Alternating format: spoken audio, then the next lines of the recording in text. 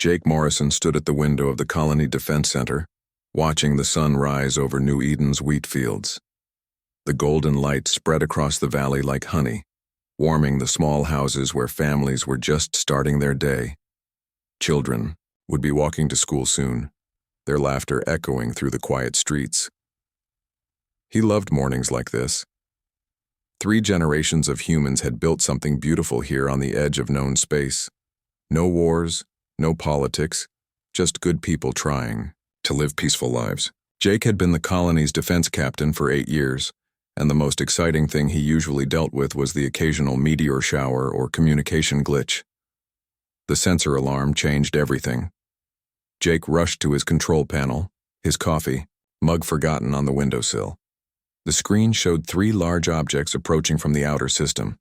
They were moving fast, too fast to be cargo ships or passenger vessels. The signature was wrong too, not human technology. "Computer, identify incoming vessels," Jake said, trying to keep his voice steady. "Unknown configuration. No match in human databases. Estimated arrival time, 14 minutes. Jake's hands moved quickly over the controls.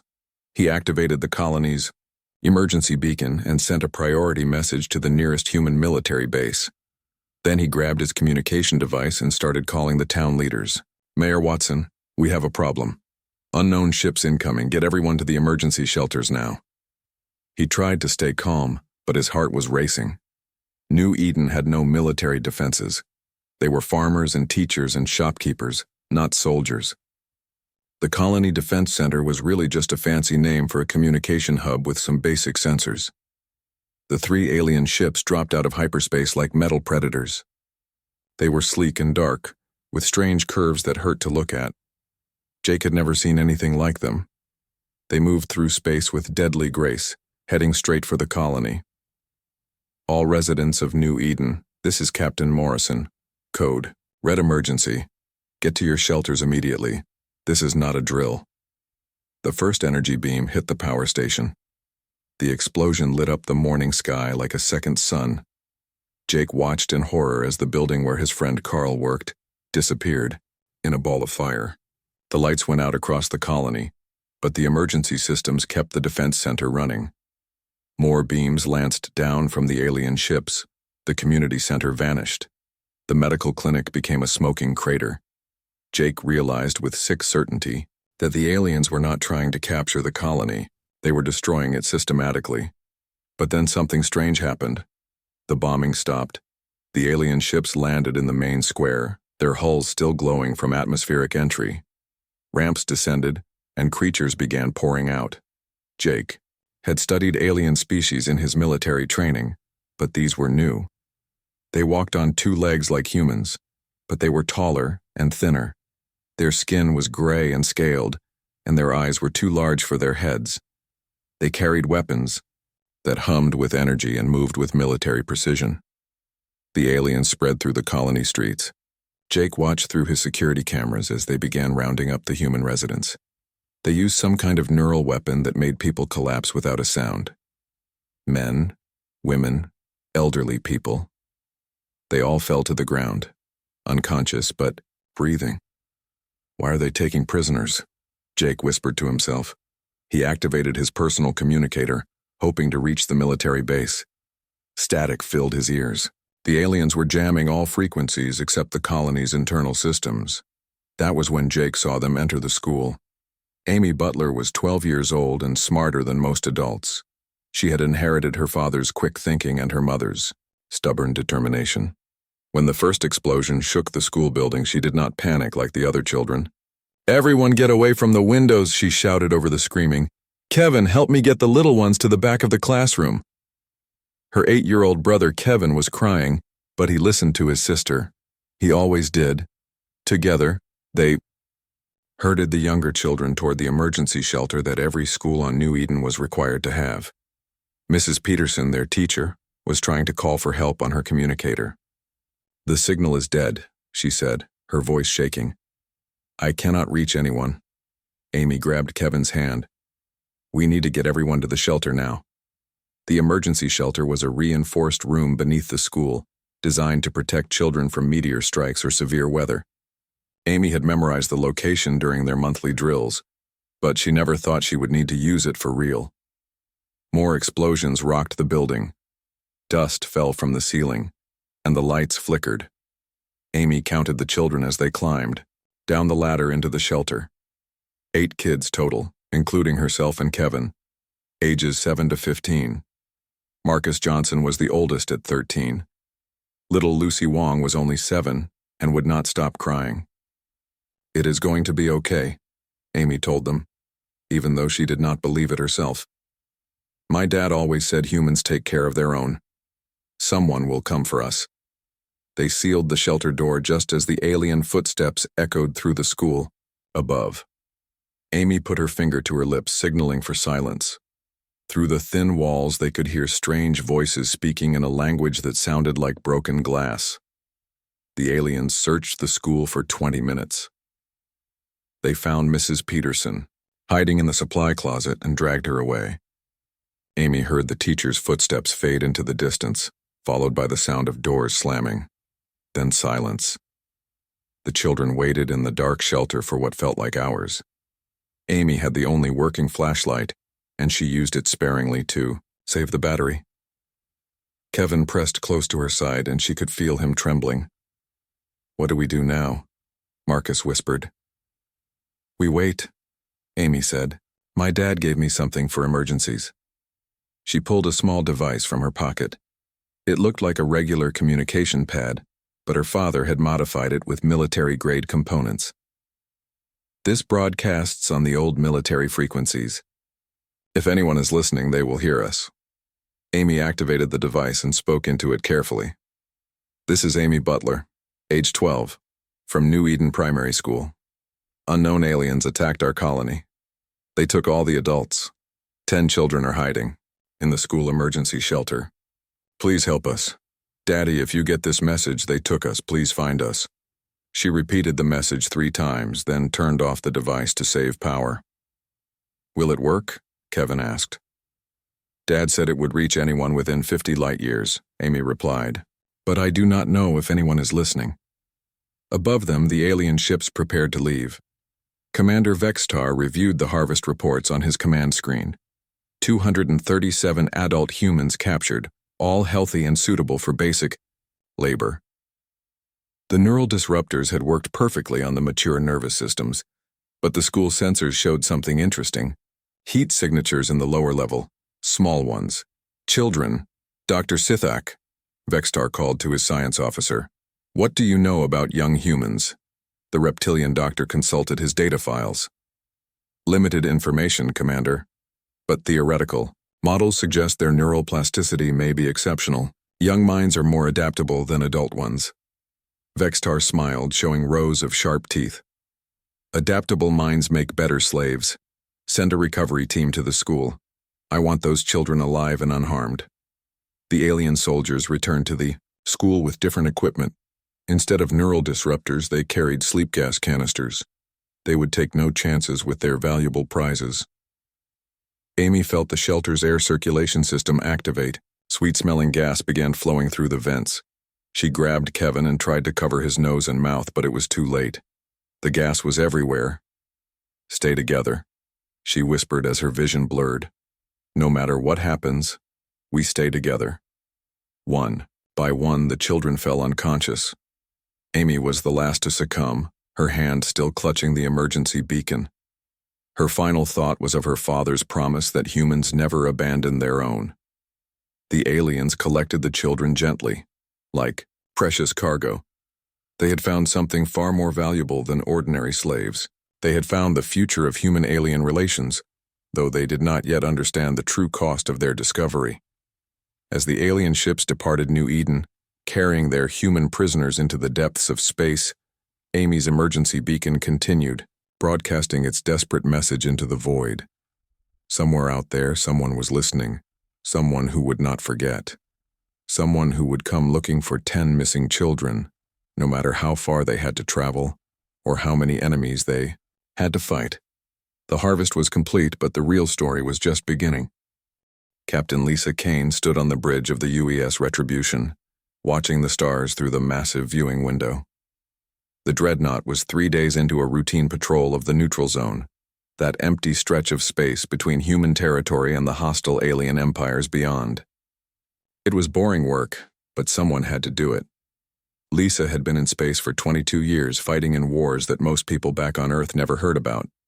She had seen colonies burned, good people killed, and entire worlds reduced to ash. The wired neutral zone patrol was supposed to be quiet duty, a chance for veteran crews to rest between the real battles.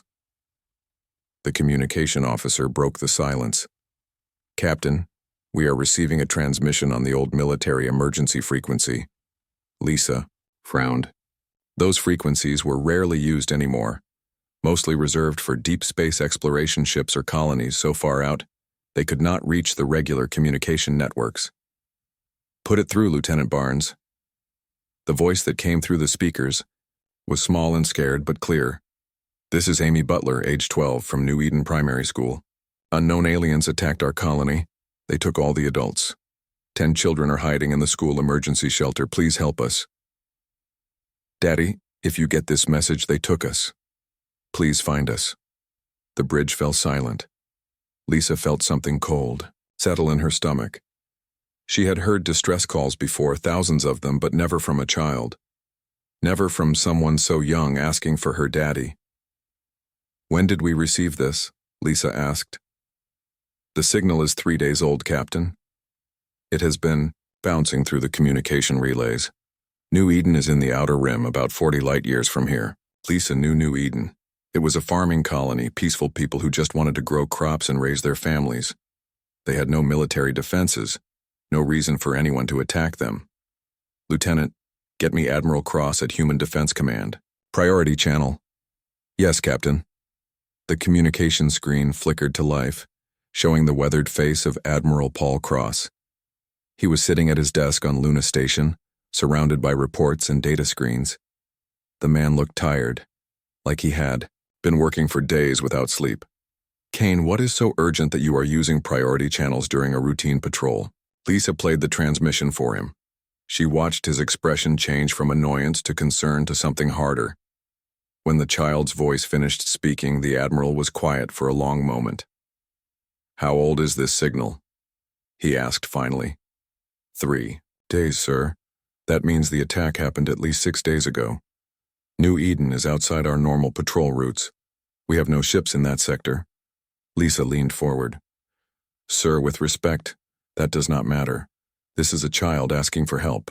An American child, from what I can tell by her accent." Admiral Cross rubbed his face with his hands. "Kane, I understand your feelings, but I cannot authorize a rescue mission deep in hostile space for 10 children.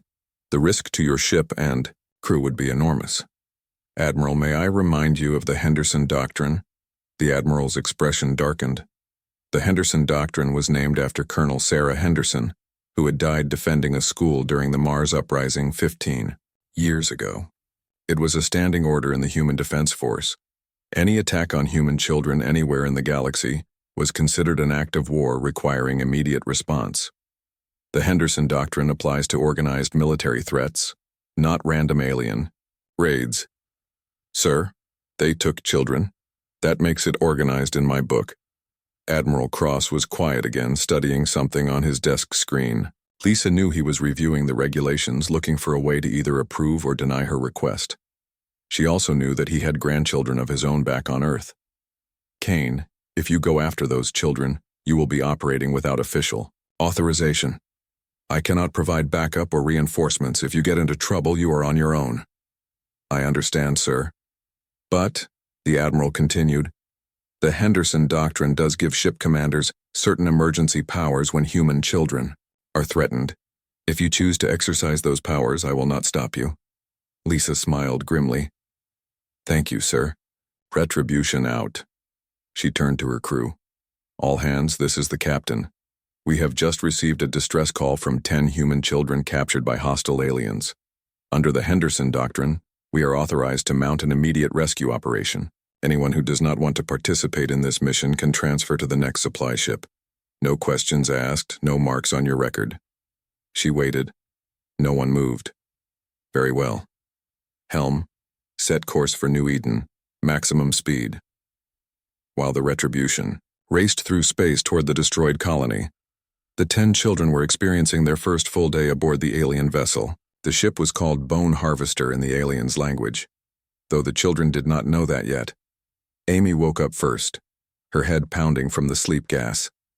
She was lying on a metal floor in a small room with no windows. The walls were covered with strange symbols that glowed with soft blue light. Kevin was beside her, still unconscious but breathing normally.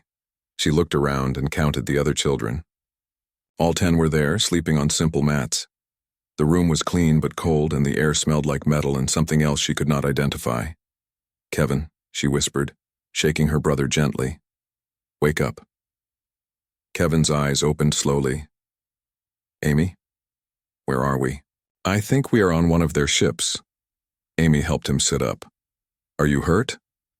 "My head hurts, but I am okay." "What about the others?" One by one, the children woke up. Marcus Johnson, the 13-year-old who had always been good at sports, checked everyone for injuries. Lucy Wong, the youngest at 7, started crying when she realized they were not home anymore. "It is okay, Lucy," Amy said, putting her arm around the little girl. "We are going to be okay." But Amy was not sure she believed her own words. Through the wall, she could hear the hum of machinery and the strange voices of their captors. They were definitely on a spaceship, moving away from everything they had ever known. The door opened with a soft hiss. A tall alien entered the room, followed by 2 others carrying what looked like medical equipment. The alien was gray-skinned and thin, with large black eyes that seemed to look right through them. The children huddled together in the corner.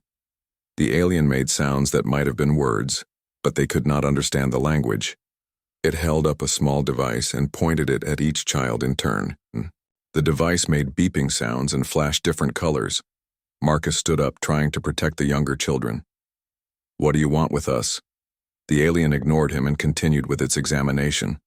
It seemed particularly interested in Amy and Kevin, scanning them multiple times with different instruments. After what felt like hours, the aliens left. The door sealed behind them with a sound like breaking glass. "They were studying us," Kevin said quietly. He had always been smart for his age, good with computers and science. "Like we were some kind of experiment." Amy nodded. She had reached the same conclusion. But why? Why take children instead of adults? The answer came from an unexpected source. The room's walls suddenly displayed images, pictures of human children working with strange alien technology, their hands moving over control panels that glowed with the same blue light as the ship's walls. "They want to use us to operate their machines," Marcus said, his voice tight with anger. "They think we can learn their technology." Amy studied the images carefully. The children in the pictures looked older, maybe 16 or 17. Their eyes were different too, vacant and empty, like they were not really there anymore. "They want to change us," she said quietly. "Make us into something else." Kevin grabbed her hand. "Amy, we have to get out of here." "I know, but first we need to learn about this ship. We need to understand how it works." Over the next several hours, Amy organized the children into a system. Marcus and the older kids would watch the guards and try to learn their routines. Kevin and the smart ones would study the technology they could see. The younger children would pretend to be more scared than they really were, making the aliens think they were no threat. It was a dangerous game, but Amy remembered something her father had told her once. The best way to beat an enemy is to let them think they have already won. The Bone Harvester continued through space, carrying its precious cargo toward the heart of the Zephyrian Collective. Commander Vextar was pleased with the success of the mission. 200 adult slaves and 10 young humans with exceptional neural potential. The science division would be very interested in studying human children. But Vextar had made one critical mistake. He had assumed that human children were like the young of other species, helpless, dependent, easily controlled. He had never encountered a species where even the children could be dangerous when properly motivated. In the depths of space, the Retribution pushed its engines beyond safe limits, racing toward New Eden and the trail of the ship that had taken 10 human children. Captain Kane stood on her bridge watching the stars streak past, and thought about a 12-year-old girl named Amy Butler, who had asked for her daddy. The Zephyrians had made their first mistake when they attacked a human colony. They had made their second mistake when they took human children. They would not live long enough to make a third. The hunt had begun. The retribution arrived at New Eden 12 hours after receiving Amy's message. Captain Kane stood on the bridge, looking at what remained of the peaceful farming colony. Smoke still rose from the burned buildings, and debris floated in space, around the planet. "Scan for survivors," Kane ordered. Lieutenant Barnes worked at his station for several minutes before shaking his head. "No life signs on the surface, Captain. The aliens were thorough." Kane clenched her fists. She had seen destroyed colonies before, but this felt different. This was not a military target or a strategic position. This was just a place where families had lived and children had played. "Can we track the ships that did this?" "Yes, Captain. The hyperspace trail is still fresh. 3 vessels, heading towards Zephyrian space." Kane knew about the Zephyrians. They were slave traders who controlled a large section of space beyond the neutral zone. The Human Defense Force had been watching them for years, but they had never attacked human colonies before. "How long since they left?" "Approximately 18 hours, Captain." Kane did the math in her head. The alien ships had a significant head start, but human technology was faster in hyperspace. If they pushed hard, they might catch up before the ships reached their destination. Set course to follow their trail. Contact Commanders Phillips and Rodriguez. Tell them to meet us at coordinates Alpha 7. 2 days later, the small human fleet gathered in empty space at the edge of Zephyrian territory. The stealth destroyer Phantom appeared first, its advanced cloaking systems making it nearly invisible. Commander Roy Phillips was Kane's oldest friend in the fleet, a careful man who specialized in reconnaissance and surprise attacks. The assault carrier Valkyrie arrived an hour later, bristling with weapons and carrying 200 human Marines. Captain Helen Rodriguez had earned her reputation fighting pirates in the asteroid belt. She was known for never backing down from a fight. Kane opened a 3-way communication channel between the ships. "Status report." "Phantom is ready, Lisa," Phillips said.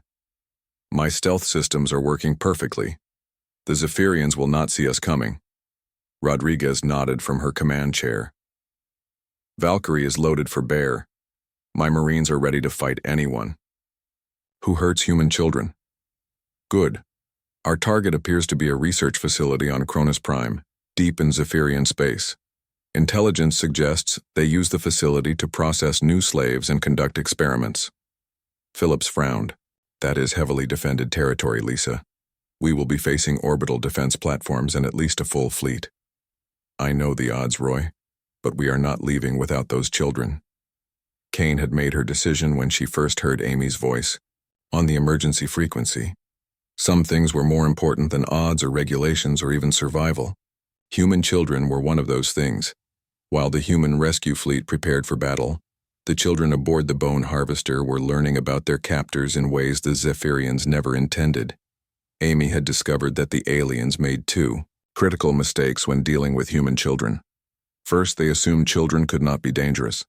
Second, they underestimated how quickly young humans could learn. Kevin had proven particularly useful. His talent with computers allowed him to access the ship's educational database when the guards were not watching. The database was designed to teach new slave species about Zephyrian culture and technology. It was supposed to make slaves more obedient and useful. Instead, it was teaching the children how to fight back. "Look at this," Kevin whispered to Amy during their rest period. He had managed to download information about the ship's systems onto a small display pad. "The life support systems have manual overrides. If we could reach the engineering section, we could make the air very hot or very cold." Amy studied the information carefully. "What about the doors? Can we control those?" "Maybe, but we would need to get to the main computer core." Marcus leaned over to look at the pad. "Where is that?" Kevin pointed to a schematic of the ship, 3 levels down, in the center of the ship. "But it is heavily guarded." Amy had been thinking about the ship's layout for days. The children were kept in a holding area near the cargo bays. The guards came by every few hours to check on them, but they seemed bored and careless. They clearly did not consider children a real threat. "We do not need to take over the whole ship," Amy said quietly. "We just need to cause enough trouble to slow them down."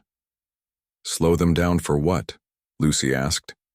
At 7 years old, she was the youngest, but she had been listening carefully to everything the older children discussed.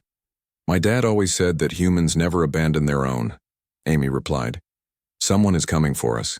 We just need to make sure we are still alive when they get here." Over the next 2 days, the children began their quiet rebellion. It started small. Kevin would cause minor glitches in the computer systems, making lights flicker or doors stick. Marcus organized the others into exercise routines, keeping everyone physically strong. Amy taught them about resistance, about staying hopeful even when things looked impossible. The Zephyrians noticed the problems but dismissed them as random system failures. Their ship was old, and small malfunctions were common. They had no idea that human children were deliberately sabotaging their vessel. Dr. Sithak, the ship's science officer, was more interested in studying the children than watching them. His examination of their neural patterns had revealed something extraordinary. Human children showed adaptability rates far beyond any species in their database. "Commander Vextar," he reported, "these subjects could be trained to interface with our most advanced systems. Their potential is remarkable." Vextar was pleased.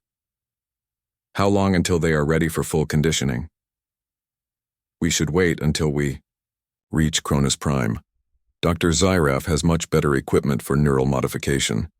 We do not want to damage such valuable specimens with crude field procedures." Neither alien realized that their conversation was being monitored. Kevin had managed to tap into the ship's internal communication system, and Amy was learning far more about their captor's plans than the Zephyrians intended. That night, Amy gathered the other children around her. "They want to change our brains," she said quietly. "Make us into living computers for their machines." The children were scared, but they had been scared for days. Fear was becoming familiar, and familiar things were easier to handle. "What do we do?" Marcus asked. "We fight. But smart, not stupid. We make them think we are getting weaker when we are really getting stronger." Amy's plan was simple but dangerous. The children would pretend to be giving up hope, becoming more docile and cooperative. Meanwhile, they would continue their sabotage efforts and gather information about the ship's systems. Most importantly, they would be ready when their rescue arrived. Because Amy was absolutely certain it would arrive. The Bone Harvester dropped out of hyperspace at Cronus Prime 3 days later. The planet was a dark world orbiting a red star, covered with research facilities and slave processing centers. Orbital defense platforms surrounded the planet like metal spiders, their weapons trained on any approaching ships. Commander Vextar felt satisfied as he looked at the defenses. No enemy could penetrate such protection.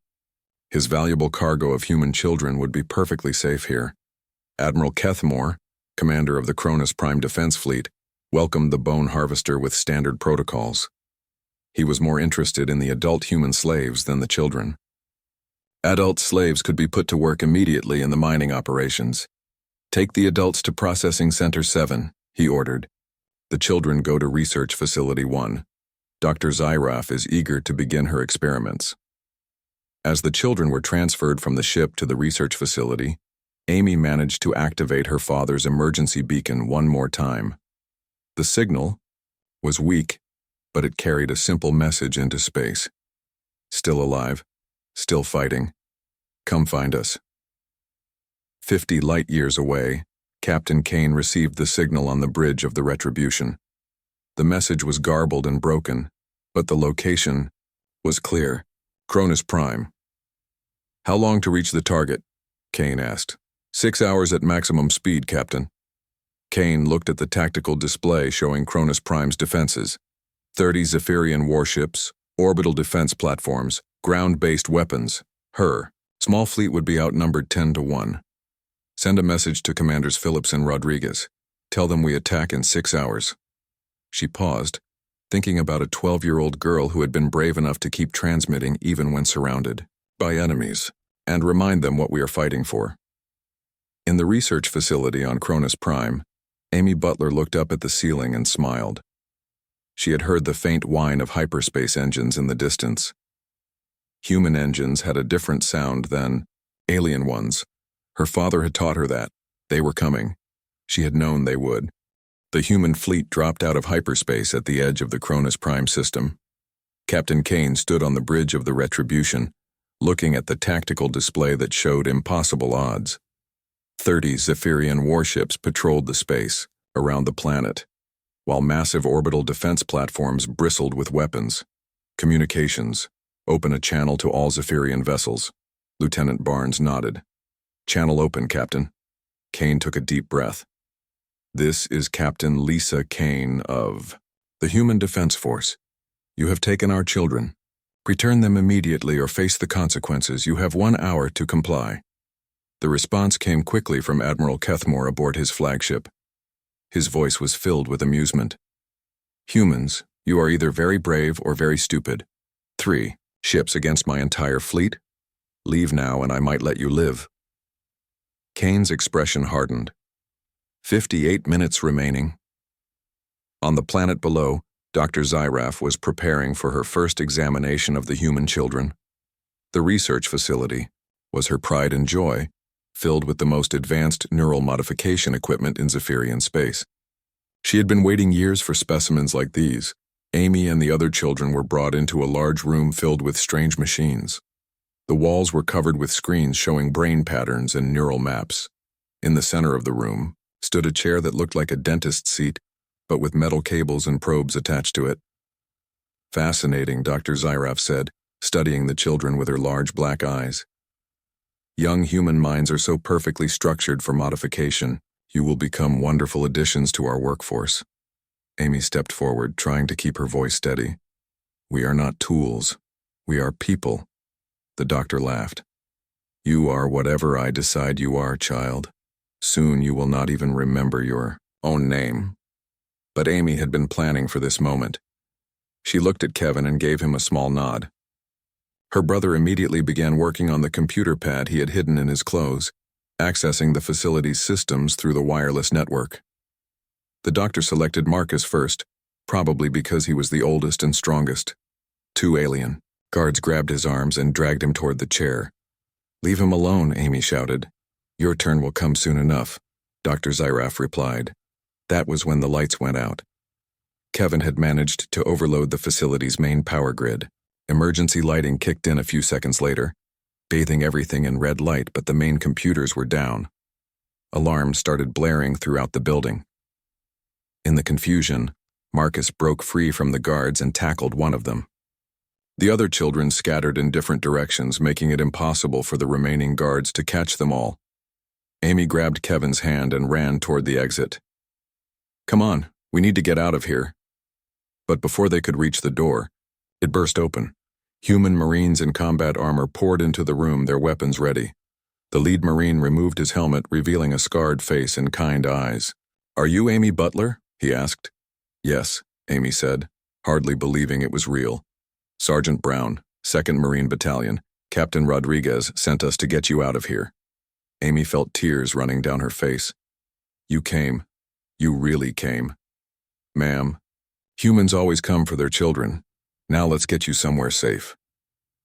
The battle for Cronus Prime had begun an hour earlier, when the Zephyrian fleet moved to attack the human ships. Admiral Kethmore was confident that his superior numbers would make quick work of the intruders. He was wrong. The Phantom struck first, using its stealth systems to get close to the orbital defense platforms. Commander Phillips and his crew moved, like ghosts through space, targeting the power cores of the massive weapons.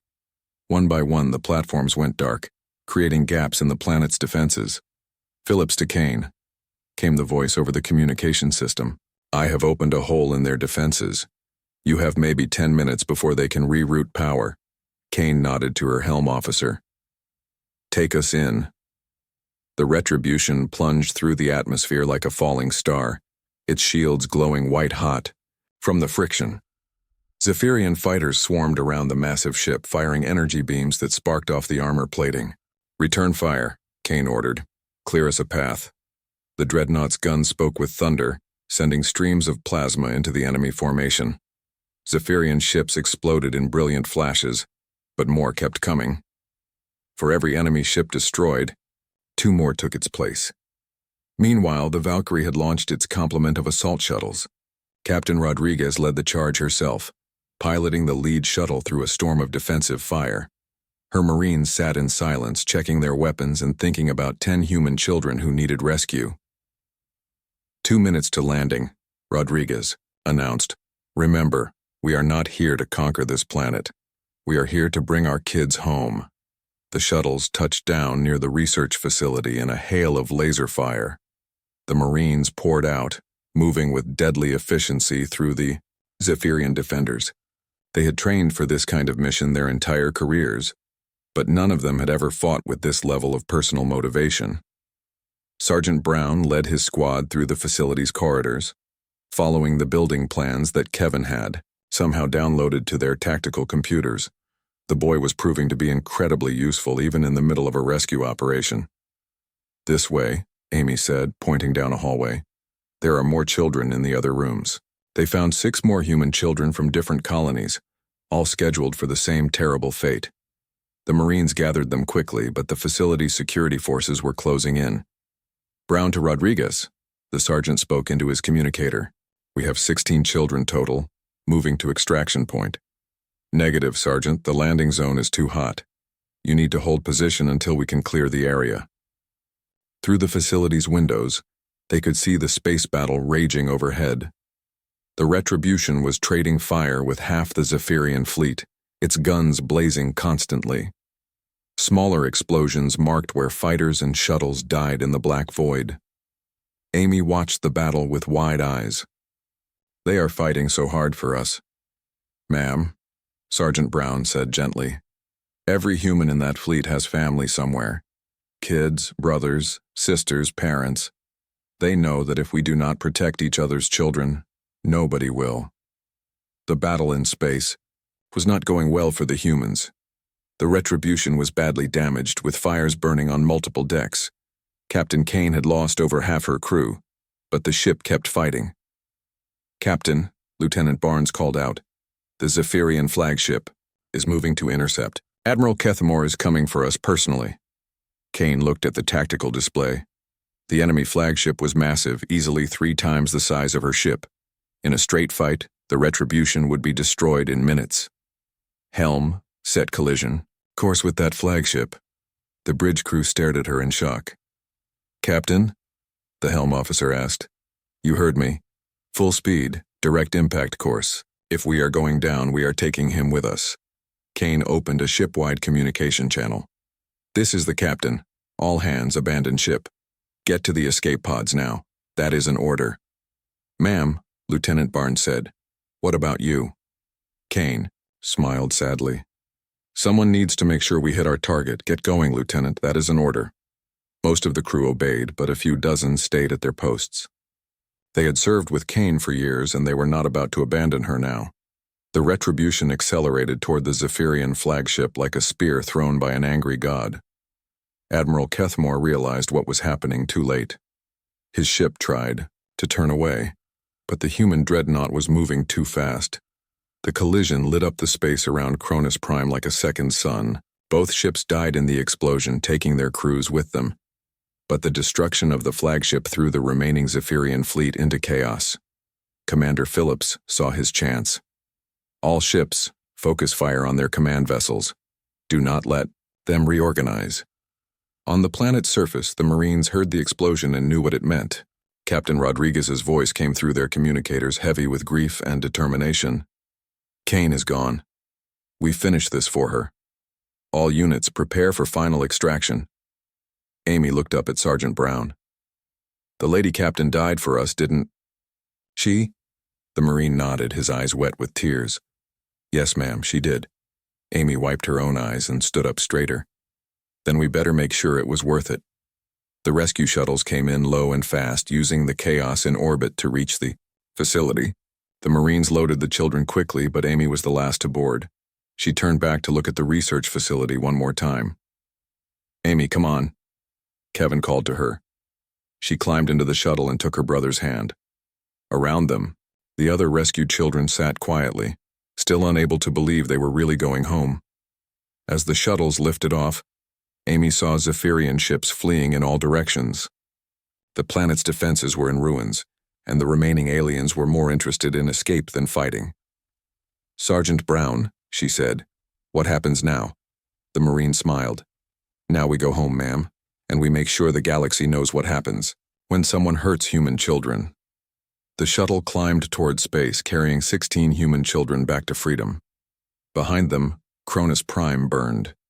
Ahead of them waited a galaxy that would never again underestimate the price of threatening humanity's young. 6 months after the Battle of Cronus Prime, Amy Butler stood in front of the Colonial Council on Luna Station. The great assembly hall was filled with representatives from every human world, their faces serious as they listened to her testimony. She was 13 now, but the events at Cronus Prime had aged her in ways that numbers could not measure. "The aliens thought we were just children," Amy said, her voice clear and strong. "They thought we were weak. They were wrong on both counts." The council members nodded as she spoke. Her story had become legend throughout human space, but hearing it directly from her still had power. Behind her sat the other rescued children, each one a symbol of humanity's determination to protect its young. Admiral Cross, now promoted to Supreme Commander of Human Defense Forces, stood up from his seat. "Miss Butler, your courage and that of the other children has changed everything. Because of what happened to you, the galaxy now understands something very important about humans." Amy looked at him with the serious expression that had become familiar to everyone who knew her. "What is that, sir?" "That we will burn down entire star systems before we let anyone hurt our children."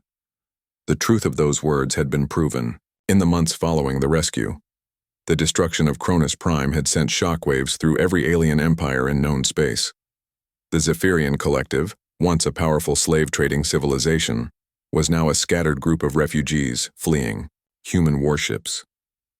Commander Phillips, the only surviving senior officer from the rescue mission, had become the hero of the human fleet. His ship, the Phantom, had escaped the battle and brought news of Captain Kane's sacrifice back to human space. The story of her ramming attack on the Zephyrian flagship had inspired a generation of young humans to join the military. "Captain, Kane died so we could live," Amy continued, speaking to the council. "But her death did more than just save 16 children. It showed the galaxy what happens when you threaten human families. The Henderson Doctrine had been expanded and strengthened. In the wake of the Cronus Prime incident, any species that harmed human children would now face immediate military response from the entire human defense force. More importantly, the doctrine now applied to any human anywhere in the galaxy, not just those in official colonies. Admiral Cross had used the new authority to launch what historians would later call the Children's War. Human fleets struck at slave markets, research facilities, and alien military bases throughout the Outer Rim. The message was simple and brutal. Human children were not to be touched. The Keltharian Empire, which had been considering raids on human colonies, immediately signed a non-aggression treaty. The insectoid hive minds withdrew their expansion fleets from sectors near human space. Even species that had never heard of humans before started asking their traders about the creatures who would destroy entire worlds to protect their young. Dr. Syraf, the Zephyrian scientist who had planned to experiment on the children, was now a prisoner in a human military facility. She spent her days trying to understand how her superior species had been defeated by what she still considered primitive mammals. "Their neural patterns make no sense," she told her interrogators repeatedly. "They should be easy to control, easy to break. But they become more dangerous when threatened, not less. It defies all scientific logic." The humans did not bother to explain it to her. How could an alien understand that humans had spent millions of years protecting their children from predators? That evolution had built that protection into their very souls. Kevin Butler, now 9 years old, had become something of a celebrity in human space. His ability to hack alien computer systems during the rescue had impressed military engineers so much that they offered him a full scholarship to the academy. He was still too young to accept, but everyone knew where his future lay. "I want to build better ships," Kevin told reporters. "Ships that can find human children faster and bring them home safer." Marcus Johnson had joined the Human Defense Force, on his 18th birthday becoming the youngest person ever accepted into the elite Marine Corps. He credited his time in captivity with teaching him what was truly worth fighting for. "The aliens made one mistake," he said during his graduation speech. "They thought taking our children would make us afraid. Instead, it made us unstoppable." The other rescued children had each found their own paths. Some became teachers, determined to help the next generation learn about courage and resistance. Others joined the diplomatic corps, working to prevent future conflicts. A few became soldiers carrying the memory of Captain Kane's sacrifice into every battle. But perhaps the most important change was in how other species viewed humanity. Before Cronus Prime, humans were seen as a minor power, aggressive but limited in scope. Now they were recognized as the most dangerous species in the galaxy when properly motivated. The Altarian Republic, a peaceful trading confederation, established formal diplomatic relations with Earth specifically to ensure that their merchant ships would never accidentally threaten human children. They had heard what happened to the Zephyrians and wanted no part of such a fate. Ambassador Chen from the Tau Ceti colony addressed the assembled aliens at the Galactic Trade Summit. "My species has a saying," she told them. "It takes a village to raise a child, but it only takes one threatened child to raise an army." The summit delegates listened in respectful silence. Every species represented had heard the stories from Cronus Prime. They had seen the recordings of human warships, reducing entire fleets to scrap metal. They understood the message. Back on Luna Station, Amy finished her testimony to the Colonial Council. "The aliens thought they could use us as tools," she said. "They wanted to change our minds and make us into slaves. But they never understood something important about human children." "What is that?" asked Counselor Martinez. Amy smiled, and for a moment she looked like the 12-year-old girl who had first transmitted her desperate plea for help. "We do not break. We learn. And when we grow up, we remember everything." The council voted unanimously to establish the Kane Memorial Foundation, dedicated to protecting human children throughout the galaxy. The foundation would fund new colonies, provide education for displaced families, and maintain a fleet of rescue ships named after the heroes of Cronus Prime. After the hearing, Amy walked through the observation deck of Luna Station, looking out at Earth hanging in the black sky. Kevin walked beside her, no longer the frightened 8-year-old who had hidden in a school shelter. "Do you think it will happen again?" he asked. "Will other aliens try to take human children?" Amy considered the question seriously. "Maybe, but if they do, they will learn the same lesson the Zephyrians learned." "What lesson is that?" "That human children are not victims. We are the future, and the future fights back." Throughout the galaxy, alien species were indeed learning that lesson. Trade routes were rerouted to avoid human colonies. Military planners removed human settlements from their target lists. Parents of other species told their children stories about the humans who would cross impossible distances and fight hopeless battles to protect their young. The Zephyrian Collective, once masters of 100 worlds, now existed only in scattered refugee camps. Their former slaves had been freed by human liberation fleets. Their research facilities had been turned into monuments to the children they had tried to destroy. On the anniversary of the Cronus Prime battle, Admiral Cross stood before a memorial wall listing the names of everyone who had died in the rescue mission. Captain Lisa Kane's name was at the top, carved in letters of gold. "They thought taking 10 children would be easy," he said to the assembled crowd. "They thought we would negotiate, or pay ransom, or simply accept our loss. They never imagined that we would bring 3 ships across 50 light-years and tear apart their entire civilization."